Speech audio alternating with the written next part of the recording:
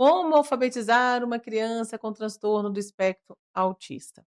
E que toda criança aprende. O que muda é a forma que o cérebro processa essas informações. Então, daqui hoje, ele traz muitas dúvidas e muita ansiedade para pais e professores, né? A primeira coisa que a gente precisa entender é que o diagnóstico ele não determina a capacidade dessa criança aprender. E a neurociência mostra que o cérebro possui uma capacidade extraordinária chamada neuroplasticidade. O que isso significa? Que ele é capaz de criar novas conexões neurais durante a vida, por meio de experiências, da prática, de um ensino adequado. Por isso, a gente nunca deve rotular as nossas crianças dizendo que ele não consegue, que ele não vai aprender, que não tem jeito. O nosso papel é descobrir qual caminho favorece essa aprendizagem.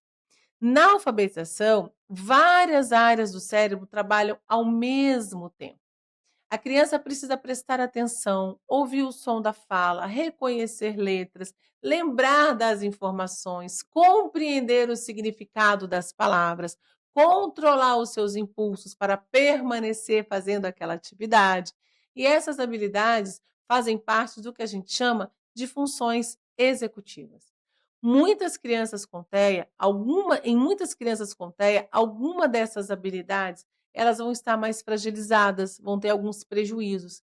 Elas podem apresentar dificuldade para manter a atenção compartilhada, lidar com os estímulos sensoriais que são muitos, intensos, principalmente numa sala de aula, ou ela vai ter dificuldade para flexibilizar os seus pensamentos, mas isso não significa que ela é incapaz de aprender. Significa que ela precisará de uma estratégia de ensino diferente.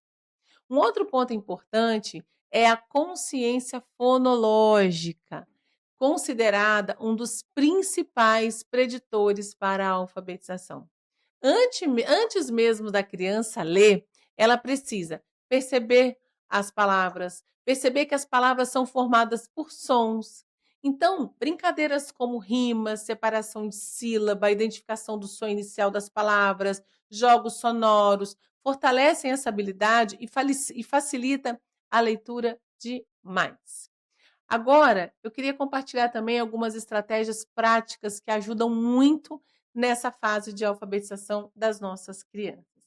A primeira você precisa reconhecer o interesse da criança. Ela gosta de dinossauro, de carro, de algum personagem específico. Use esses temas para fazer as atividades. Sabe o hiperfoco? Pois é, use ele a nosso favor.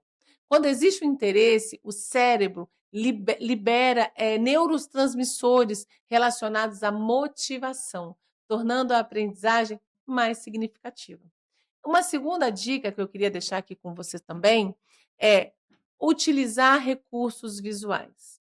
Crianças com TEA frequentemente compreendem melhor quando as informações estão apresentadas por meios de imagens, cartões, letras móveis, agendas visuais, materiais mais concretos. Uma outra coisa importante é estratégia é ensinar de forma explícita. A ensinagem para essa criança tem que ser de forma explícita. Não espere que a criança descubra sozinho como juntar letras, formar palavras. Explique, demonstre, faça junto, repita quantas vezes forem necessárias. A repetição fortalece as conexões neurais. E também é muito importante oferecer atividades curtas e objetivas. Muitas das nossas crianças com deficiência, elas aprendem melhor em pequenos períodos de concentração do que em tarefas longas, intermináveis, cansativas, enfim. É preferível realizar 3 atividades de 5 minutos com muita qualidade do que uma atividade de meia hora com perda de atenção, sem interesse nenhum da criança. Uma outra coisa fundamental que é importante a gente conversar é o ambiente. Gente, um espaço organizado, previsível, com poucos estímulos, né, que são os estímulos distratores, ajuda o cérebro a manter o foco na aprendizagem.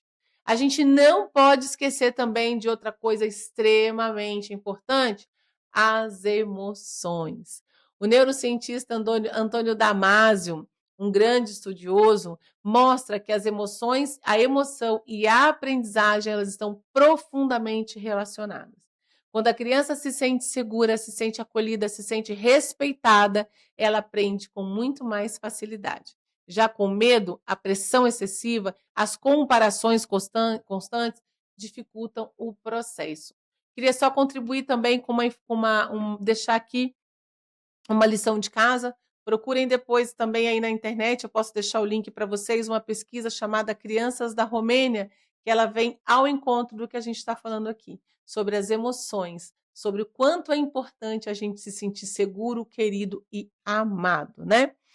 Por isso, elogie cada conquista, reconheça. Se ela conseguiu fazer uma letra, dê os parabéns, fique feliz. A sílaba, uma palavrinha que ela leu, uma sílaba que ela reconheceu.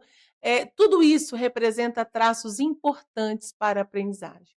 A aprendizagem ela não acontece da noite para o dia, gente. É um processo longo, é um processo que exige dedicação, e é um passo de cada vez. Também eu quero falar aqui, né, para as famílias também, né? Eu acho que é importante as famílias entenderem e não comparem as crianças, não comparem um filho com outro, não comparem o filho da vizinha com o seu. Não faça isso. Cada cérebro possui o seu ritmo de desenvolvimento.